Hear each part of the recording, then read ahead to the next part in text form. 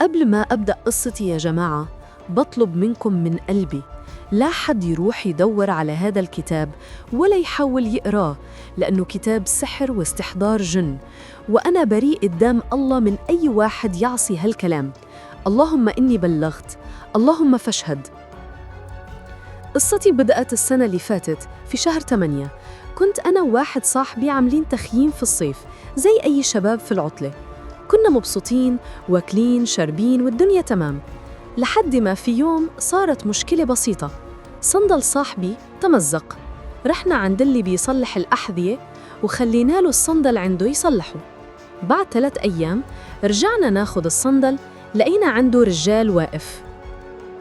الرجال هذا كان شكله ما ينساش، طويل، لحيته طويلة، بشرته بيضة، لابس جلابية وعامل القب على راسه، مع إن الجو كان حر مرة.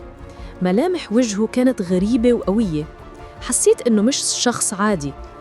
كانوا هو واللي بيصلح الأحذية يتكلموا مع بعض بطريقة حسستني إن الموضوع خطير. أول ما وقفنا جنبهم سكتوا فجأة،